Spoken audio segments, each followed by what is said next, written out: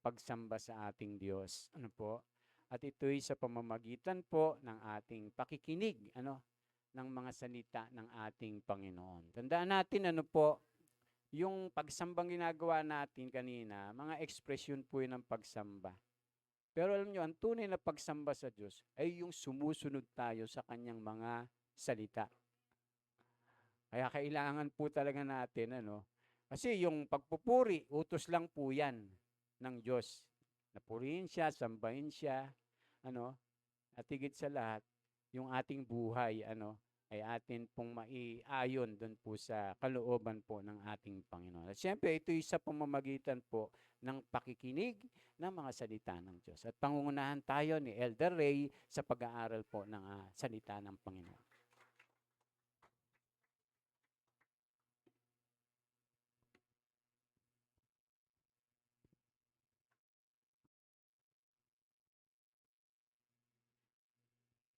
Maraming salamat po, Pastor.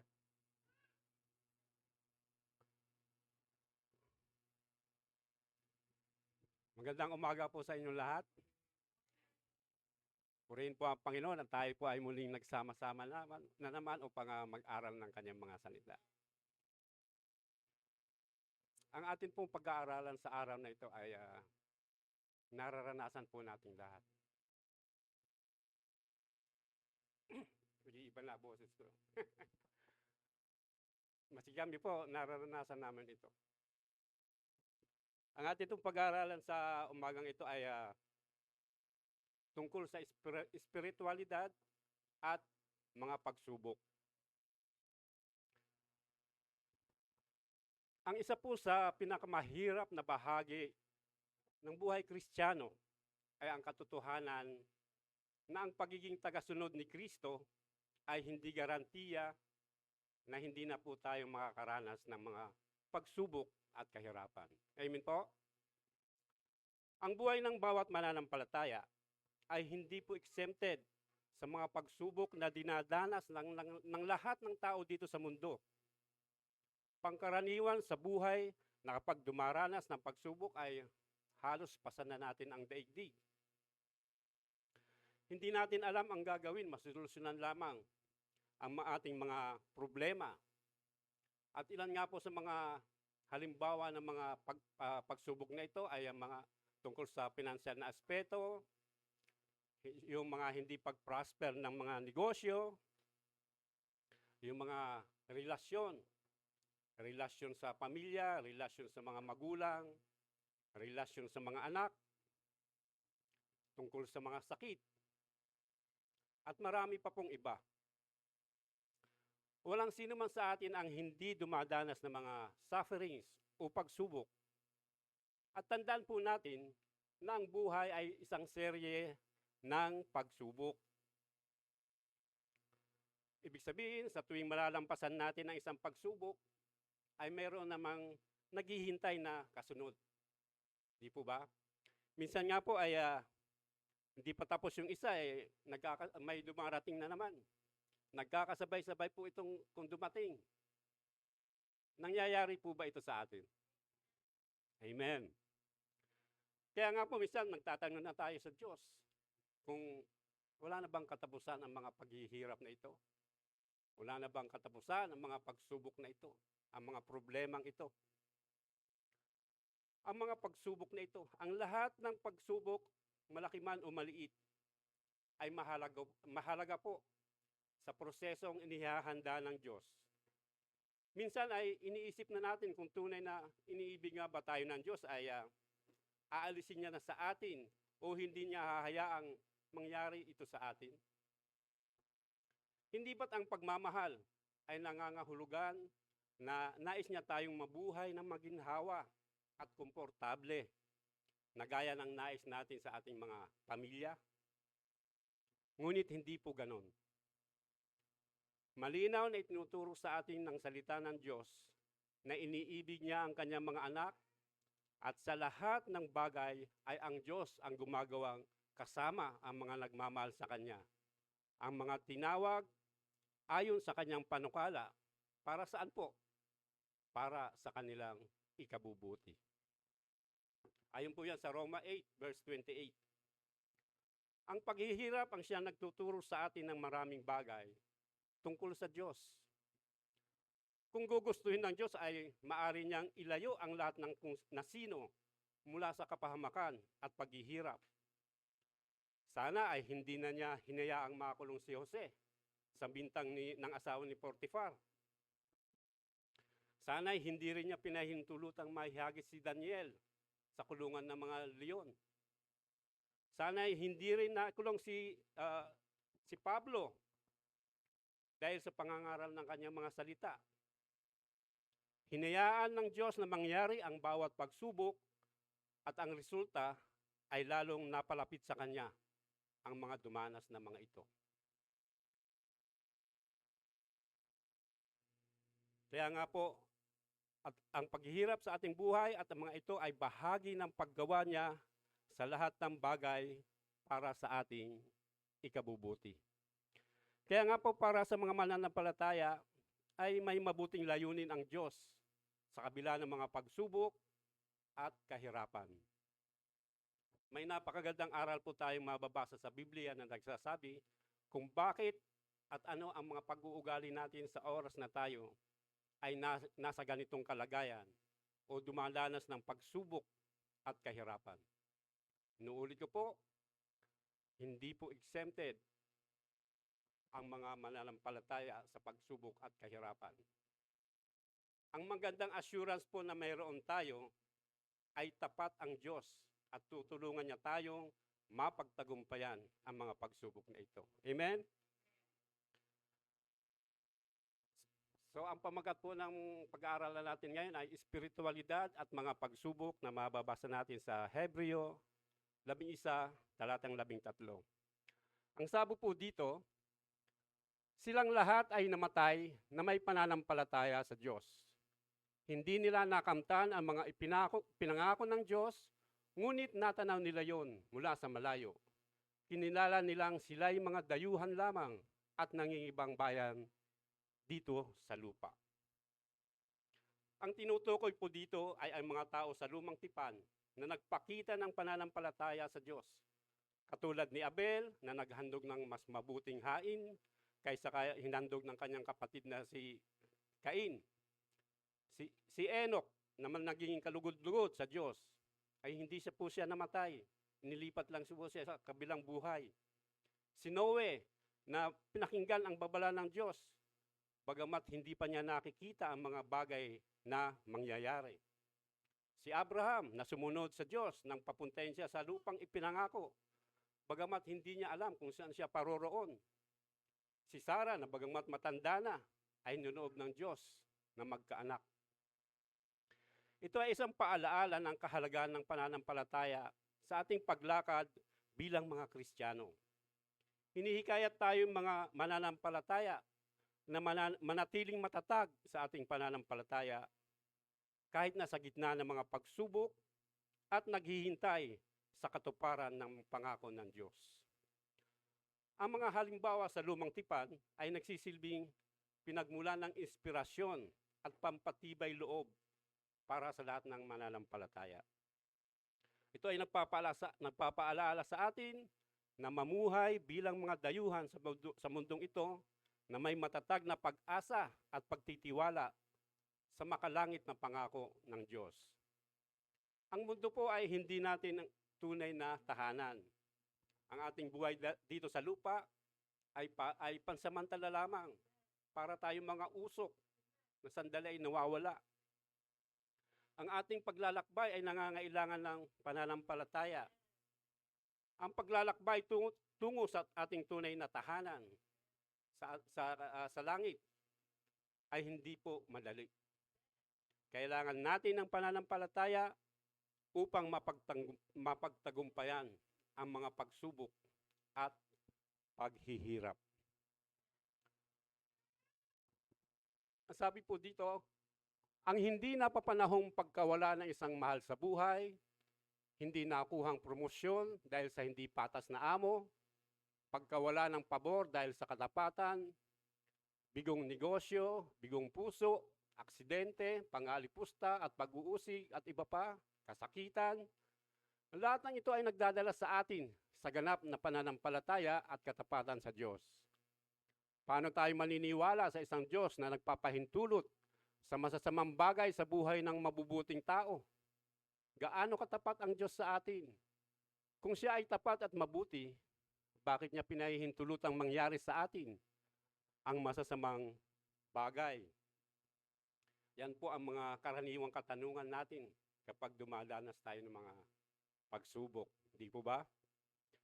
So bakit pinahihintulutan ng Diyos ang mga pagsubok sa kanyang bayan? Una po, upang tayo ay lumago sa ating pananampalataya.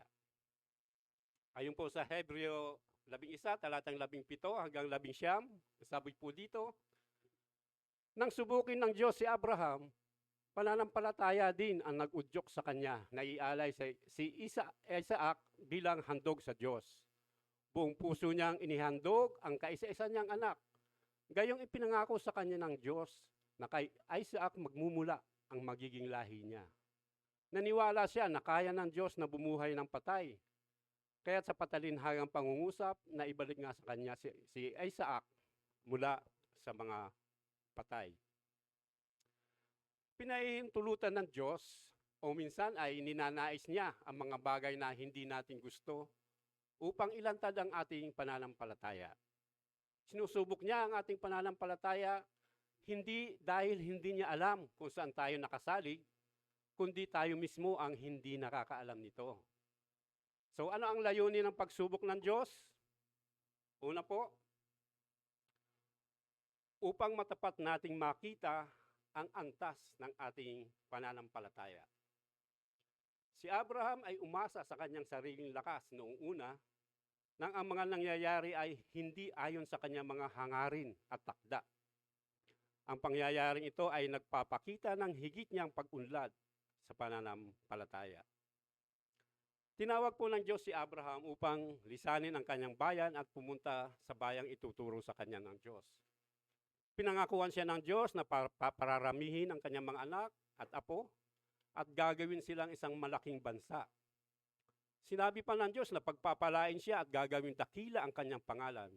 At ang magpapala sa kanya ay pagpapalain din niya.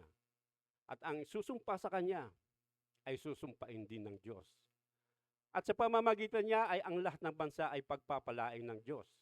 Ito po ang tipan ng Diyos kay Abraham. Noon, ang mga tao sa Ur at Haran, kung saan sila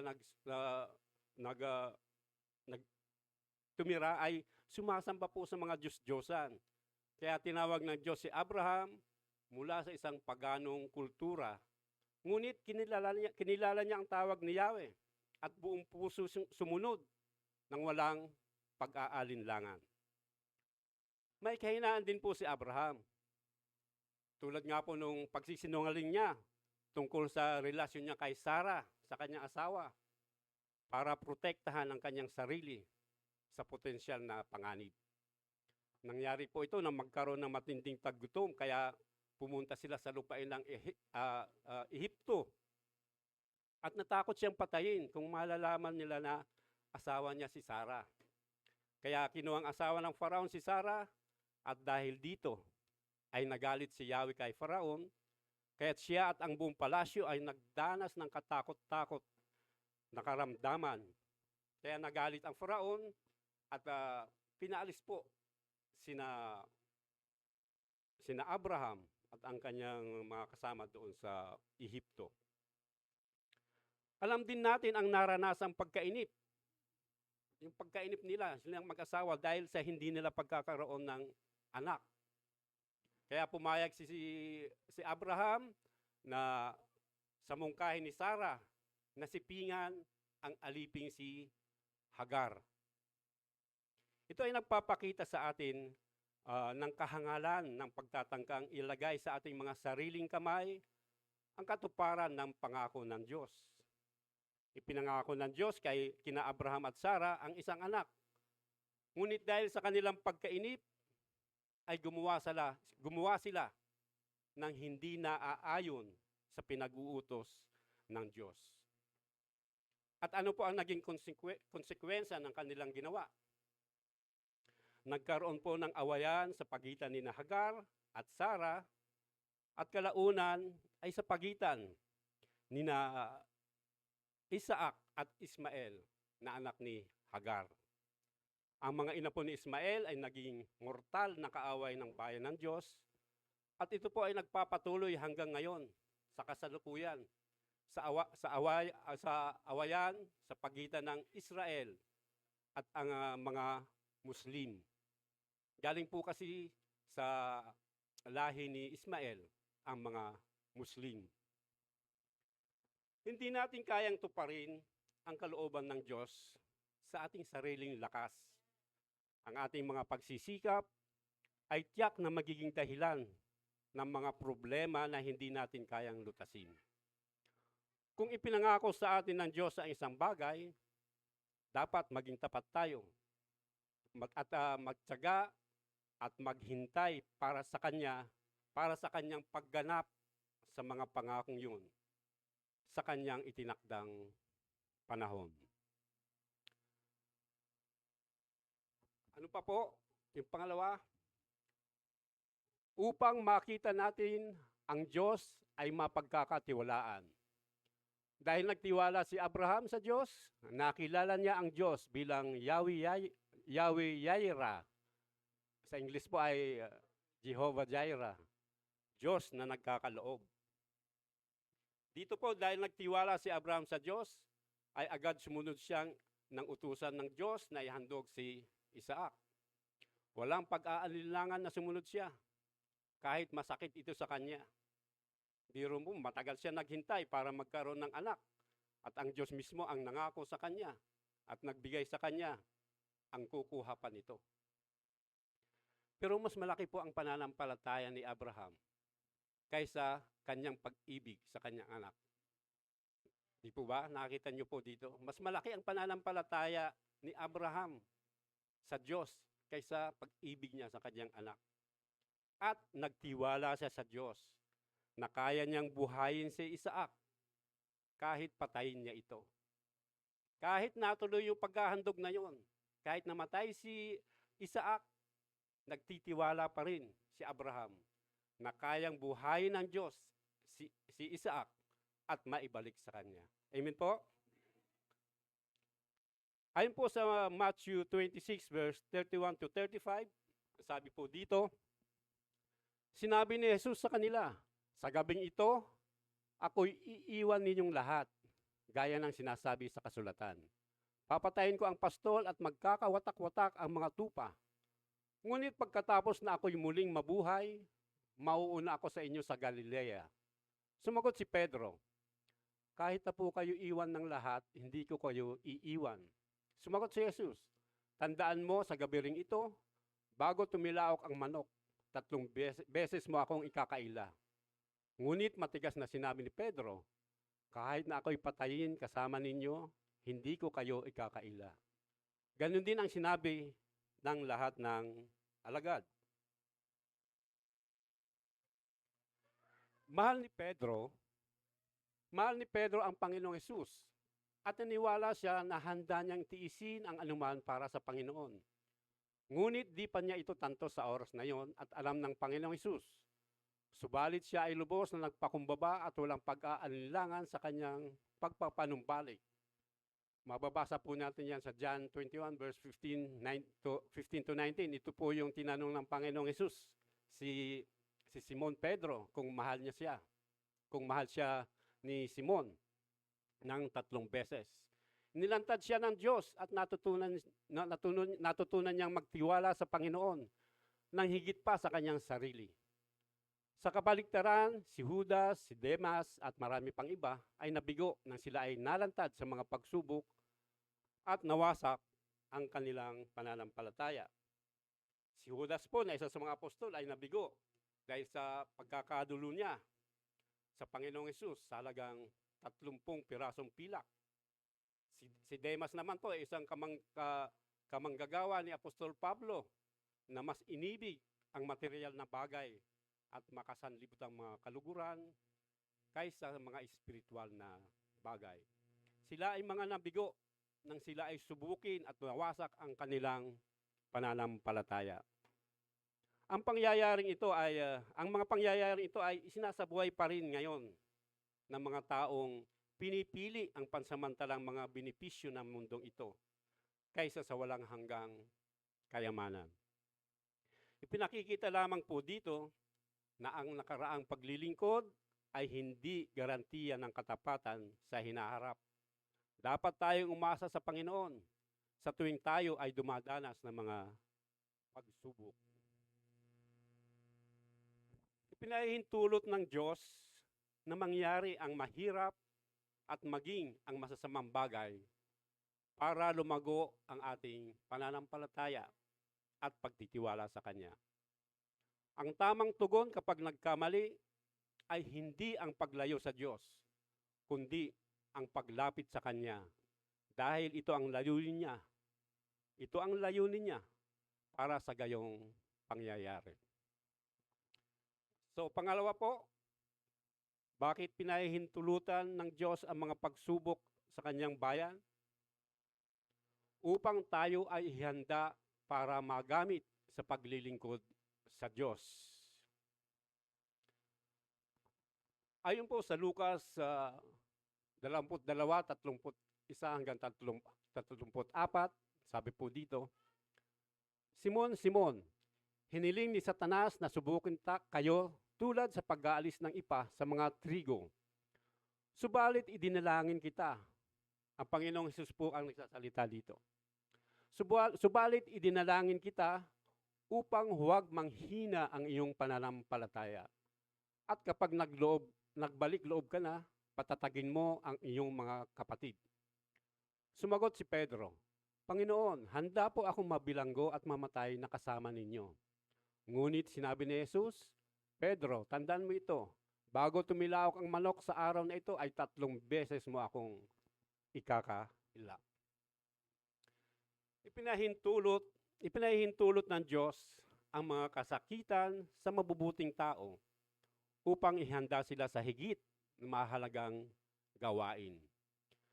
Unawain natin ang pagsubok kay Pedro. Kilala ng Diyos si Pedro at kung ano ang nais niya sa kanya. Ngunit di kilala ni Pedro ang kanyang sarili. Sa lahat ng pagkakataon na si Pedro ay sinubok, sinasamahan pa rin siya ng Diyos at ipinapanalangin pa rin siya ng ating Panginoong Hesus. Ano po ang mga katotohanan sa pagsubok? Una po, lahat ng mga pagsubok ay nangyayari lamang sa kapahintulutan ng Diyos.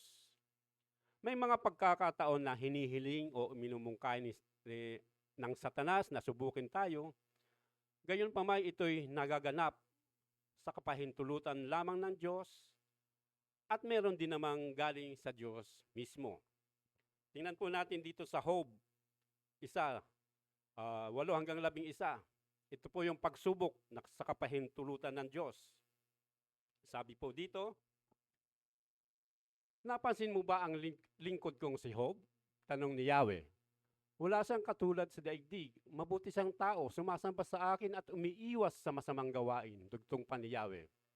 Sumagot si Satanas, sasambahin pa kaya kayo ni Job kung wala siyang nakukuha mula sa inyo? Inaalagaan ninyo siya, ang kanyang pamilya at ang lahat ng ari-arian niya. Pinagpapala ninyo ang lahat ng kanyang gawin at halos punuin ninyo ng kanyang kayamanan ang buong lupain. Subukan ninyong alisin ang lahat-lahat sa buhay niya at harap-harapan niya kayong susumpain. Makikita po natin dito na pinahintulutan ng Diyos si Satanas na subukan si Job. Inaakusahan ni Satanas ang Diyos na talagang binibili ng mga pabor ang katapatan ni Job. Iginiit ni Satanas na pinagpapala ng Diyos ang mga gawa ni Job dahilan para dumami ang kanyang mga ari-arian sa lupain. Ang punto dito ni Satanas ay si Job ay karaniwang nagbibigay ng katapatan sa Diyos bilang isang uri ng proteksyon. Para bang ang ibig sabihin ni Satanas ay sumusunod lang si Job sa Diyos dahil pinoprotektahan siya, pinauunlad siya, at gagawin ito ng sinuman. Yun pa ang ibig sabihin ni Satanas. Kaya sinagot ng Panginoon ang paratang ni Satanas, sa pamamagitan ng pag-alis ng kanyang proteksyon kay Job at pinahintulutan ng Diyos na subukin ang katapatan ni Job. At kung babasahin po natin ang buong aklat ni Job ay siya ay dumanas ng katakot-takot na hirap, namatay ang lahat ng kanyang mga anak, nawala ang kanyang mga kayamanan, at nagkaroon pa siya ng nakakadiring sakit sa balat, magmula ulo hanggang paa. At sa dakong huli nga po ay ibinalik ni Yahweh ang kabuhayan ni Job. Dinoble pa ni Yahweh ang kayamanan ni Job at nagkaroon pa siya ng mga anak. 7 lalaki at 3 babae. Ano po yung pagsubok na galing mismo sa Diyos? Ito po ay mababasa natin sa Genesis 22 verse 1-2. Sabi dito, pagkalipas ng ilang panahon, sinubok ng Diyos si Abraham. Tinawag siya ng Diyos. Abraham, narito po ako, tugon naman niya. Sinabi sa kanya, isama mo ang kaisa-isa at pinakamamahal mong anak na si Isaac at magpunta kayo sa lupain ng Moriah. Umakyat kayo sa bundok na ituturo ko sa iyo at ihandog mo siya sa akin. Ito po ay isang pambihirang pagsubok dahil si Isaac ay anak ng pangako. Siya ang tagapagmana ni Abraham. Pero si Abraham po ay sumunod. Siya ay nagtiwala sa Diyos. Sabi nga, no question asked, walang pag-aalinlangan. Walang pag-aalinlangan siyang sumunod sa Diyos. Kaya nga po minsan nagtatanong tayo, ano ang ibig sabihin ng pagsubok ng Diyos sa isang tao? Nangangahulugan po ito na nais ng Diyos na malaman ang ating puso upang makita tayo kung tayo ba ay susunod sa Kanya. Sa pamamagitan ng pagsubok, ay nalalaman ng Diyos kung ano talaga ang nasa puso ng tao. Ang mga pagsubok ay kadalasang ginagamit upang ipakita sa sinusubok ang kalikasan ng kanyang puso. Nilalayon nito na palakasin at patatagin ang taong sinusubok at ihanda siya para sa mahihirap na gawain na naghihintay at sa huli po ay makikinabang mula sa kanasang tulad ng pagsubok na ibinigay niya kay Abraham. Amen po? Ano pa po yung katotohanan ng pagsubok? Sa pagsubok. Pangalawa, hindi tayo pinababayaan ng Diyos sa panahon ng pagsubok. Bagamat si Pedro lamang ang kanyang pinanalangin po ng Panginoong Hesus, inatasan din niya si Pedro na patatagin niya ang iba pang apostoles kapag nakabalik na siya. Si Pedro po ay isang sa mga alagad ng Panginoong Hesus. Hayagan po o prangka magsalita at isa siyang masigasig at isang haligi ng iglesia. Isa siyang masugid, mapusok at kung minsan ay magaspang ang ugali. Yan po ang mga pag-uugali ni Pedro. Meron siyang kalakasan at kahinaan sa buhay. Gayunpaman ay pinili siya ng Panginoon at hubugin kung ano ang gusto ni Jesus para kay Pedro. Siya po ang tagapagsalita ng 12 alagad. Sa ilang pagkakataon ay pinakita ni Pedro ang kanyang kapusukan na umabot sa kawalang ingat. Halimbawa, nung bumabasa sa bangka para maglakad sa ibabaw ng tubig palapit kay Jesus. At nang alisin niya ang paningin niya kay Jesus ay nagsimula po siyang lumubog. Si Pedro din ang nagdala kay Jesus sa isang tabi para sawayin si Jesus sa pagpapahayag niya tungkol sa kanyang kamatayan. Nagpapahayag po kasi dito ang Panginoong Hesus tungkol sa kanyang kamatayan, pero sinaway siya ni Pedro. At agad pinagsabihan ng Panginoon. Ano sabi ng Panginoon sa kanya? Lumayo ka, Satanas. Hadlang ka sa aking landas. Si Pedro din po ang bumunot ng tabak at tumaga sa tenga ng alipin ng pinakapunong pare. At ipinagmalaki rin po ni Pedro na hindi niya iiwan ang Panginoon hanggang kamatayan kahit iwanan siya ng lahat. Pero po, ano po ang nangyari? Itinatuwa niya ng 3 beses ang Panginoong Hesus.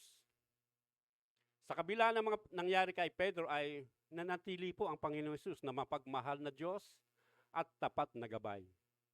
At nang magpakita ngang muli ang Panginoong Hesus sa kanyang mga alagad, matapos na mabuhay siyang muli, ay tinanong ni Jesus si Pedro ng 3 beses. Mahal mo ba ako? Tanong ng Panginoong Hesus. 3 beses po siyang tinanong ng Panginoong Hesus. Tinanong niya si Pedro, mahal mo ba ako? Pansinin niyo po, ito rin po ang parehong bilang ng pagkakaila ni Pedro na kilala niya si Jesus. Di ba 3 beses niya ikinaila ang Panginoong Hesus? At sa 3 beses na tanong na ito ng Panginoon, ang sagot ni Pedro ay, alam niyo rin po na mahal ko kayo. Ibinalik po ng Panginoong Hesus si Pedro sa tamang relasyon sa Kanya, sa pamamagitan ng paghiling sa Kanya, na alagaan ang mga alagad at kalaunan ang iglesia at nagpatuloy siya sa kanyang ministeryo hanggang sa kanyang kamatayan na pinaniniwalaang siya ay pinako ng pabaliktad o patiwarik. Tandaan po natin na walang perpektong tao, walang perpektong church, walang perpekto dito sa mundo. Kaya nga po, kahit binigo natin ang Panginoong Hesus, tinatawag niya tayo na manumbalik sa Kanya. Magsisi sa ating mga kasalanan, sumunod ulit sa Kanya, at magpatuloy sa pagsasakatuparan ng plano niya sa ating mga buhay. At pangatlo po, umaasa ang Panginoon na tayo'y magtatagumpay at gaganapin natin ang Kanyang atas.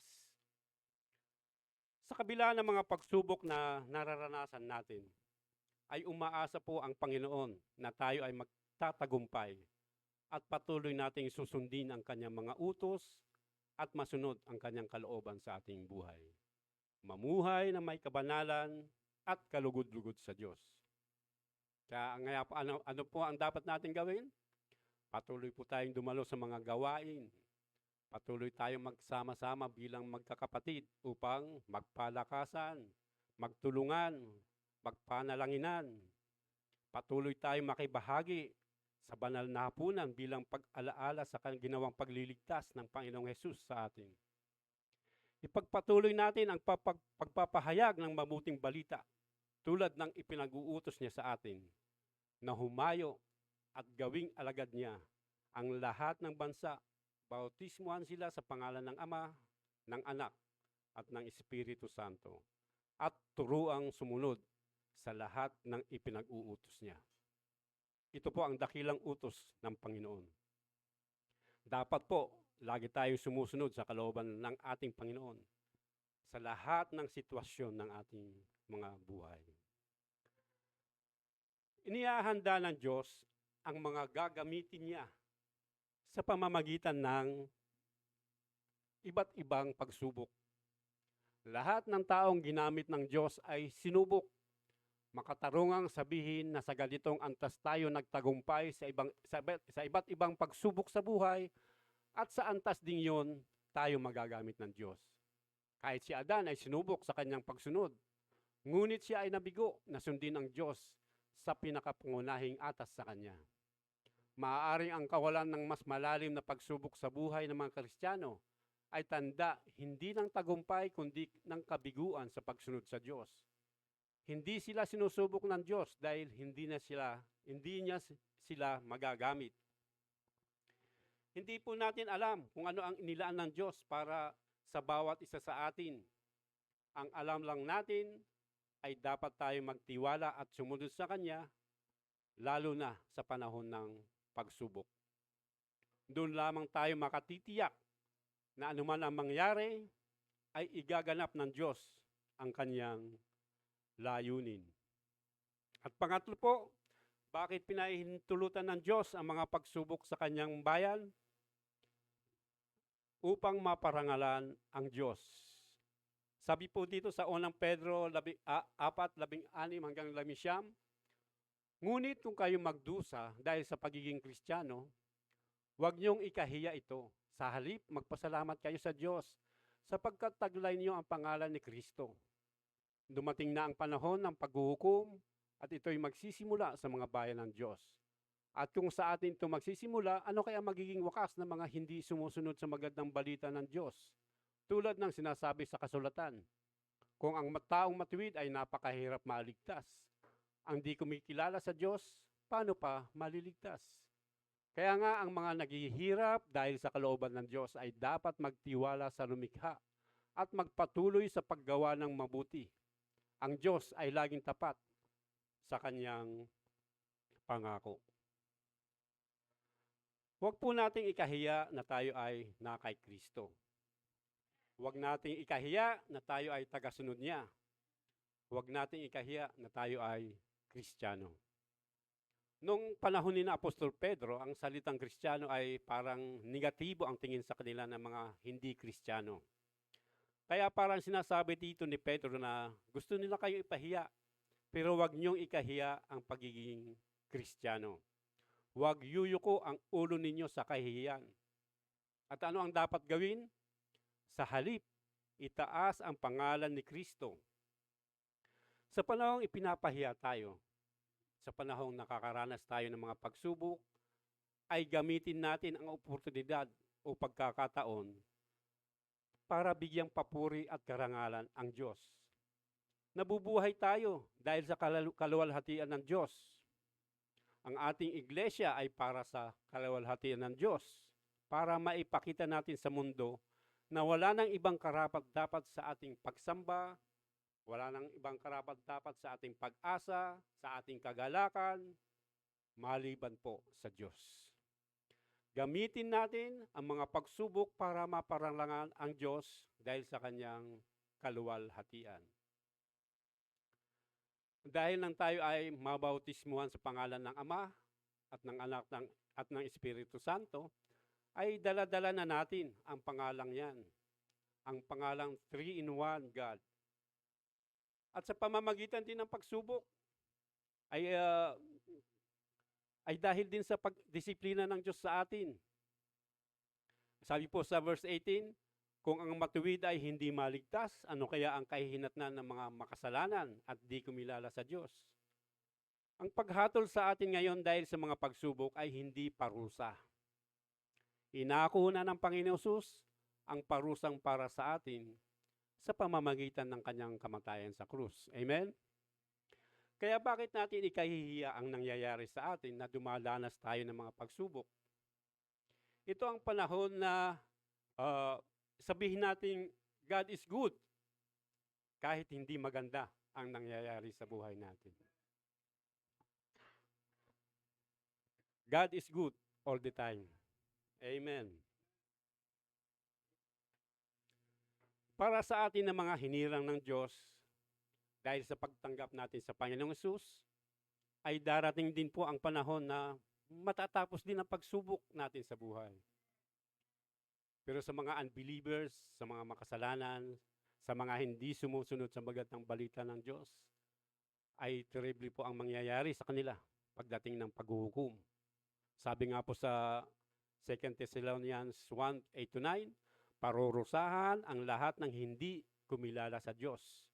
At ang parusa sa kanila ay walang hanggang kapahamakan at mahihiwalay sila sa Panginoon at sa dakila niyang kapangyarihan. Tandaan po natin na kahit dumadanas tayo ng mga pagsubok, patuloy pa rin po tayo magtiwala sa Diyos at patuloy sa paggawa ng mabuti. Ang naghihirap dahil sa kalooban ng Diyos ay dapat magtiwala sa lumikha at magpatuloy sa paggawa ng mabuti. Sa pagiging mabuting mamamayan ng Pilipinas, sa pagiging mabuting empleyado, sa pagiging mabuting negosyante, pagiging mabuting asawa, sa pamamagitan mabuting magulang, pagiging mabuting anak, at maging sa ating pagsasalita, dapat maging mabuti po tayo. Minsan po ay nagsasawa tayo sa paggawa ng mabuti at tumutulad sa mga taong masasama. Bakit po kaya? Ang dahilan ay dahil nagkukulang tayo sa pagtitiwala sa kabutihan ng Diyos. Kaya ang sabi ni Pedro ay patuloy nating ipagkatiwala sa Diyos ang buhay natin hanggang kamatayan. Patuloy tayong sumunod sa kanyang kalooban. Hindi natin kaya mag-isa ang mga pagsubok kung wala ang Diyos. Kaya nga nasasabi natin na bahala na ang Diyos. Bakit sa Diyos natin dapat ipagkatiwala ang mga pagsubok sa ating buhay? Dahil ang Diyos ang lumikha sa atin. Siya ang nagbigay buhay sa atin, physically and spiritually. Siya ang author at designer ng ating buhay. Ang pagsubok ay kasama sa plano niya. Kasama po sa design niya yan. Kaya dapat na magtiwala tayo sa Kanya. Ang Diyos ay tapat. Ang mga pinapangako niya ay tinutupad niya. Ang sinimulan niya ay tinatapos niya. Sinabi po yan ni Pablo na ang mabuting gawa na pinasimulan sa atin ng Diyos ay Kanyang lulubusin hanggang sa pagbabalik ni Kristo Jesus. Marami na pong beses na sumira sa pangako ang mga mahal natin sa buhay, ang mga kaibigan natin. Pero patuloy pa rin tayo nagtitiwala sa kanila, di po ba? Pero ang Diyos, kahit kailan, ay hindi sumira sa pangako niya sa atin. Pero minsan ay nagdududa pa rin po tayo sa Kanya. Nagdududa tayo sa Kanyang kabutihan, sa Kanyang pangako, nagdududa tayo sa Kanyang kapangyarihan, at sa Kanyang katapatan, lalo na pag dumadanas tayo ng mga pagsubok. Ganyan po kasi ang tao. Hindi lang mapagbigyan sa kanyang gusto o kahilingan, ay nawawala agad ang kanyang pagtitiwala. Totoo ba ito? Ang iba ay pinagkakatiwala ang kanilang buhay sa pera, sa kayamanan. Yung iba sa kanilang mga karir, trabaho, sa kanilang pamilya, at sa kanilang mga sarili. Sa makapangyarihan Diyos lamang po natin ipagkatiwala ang lahat, lalo na kapag dumadanas tayo ng mga pagsubok sa buhay. Masakit ang mawalan ng isang mahal sa buhay. Masakit na mawalan ng isang bagay na mahalaga para sa atin.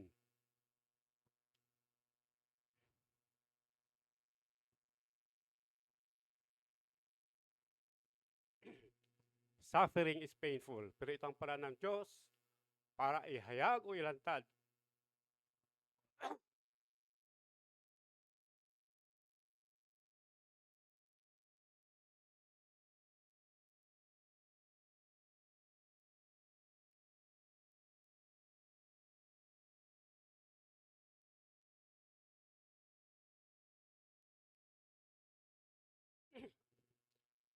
ito po ang paraan ng Diyos para ihayag o ilantad ang mga natitira pa nating unbelief o idolatry sa ating mga puso.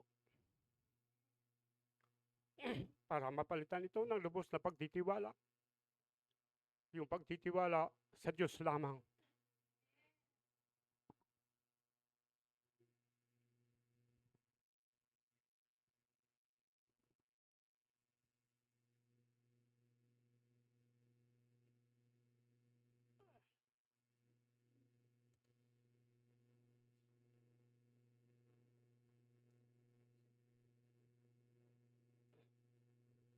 Pangalain po ang pagtataglay natin ng pag-ibig at pananampalataya sa Diyos upang magawa nating magtiis sa anumang pagsubok na ating pinagdadaanan.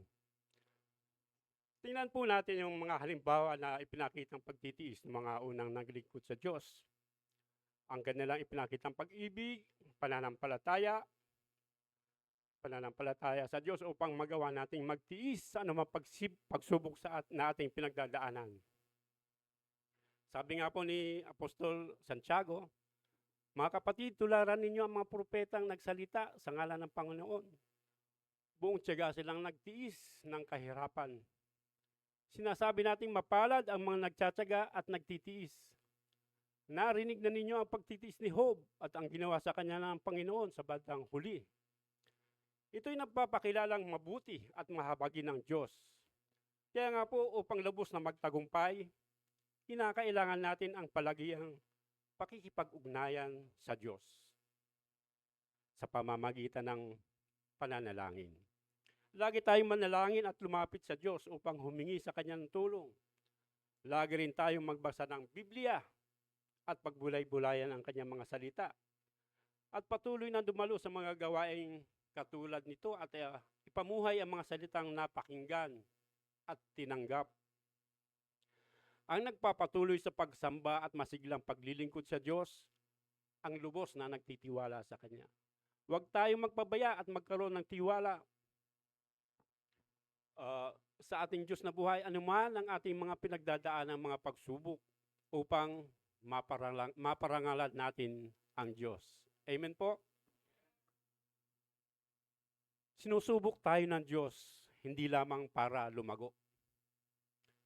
At hindi lamang para maging kapaki-pakinabang, kundi para dalisayin din tayo upang maging handa sa araw ng paghatol. Hahatulan ng Diyos ang lahat ng mananampalataya man o hindi.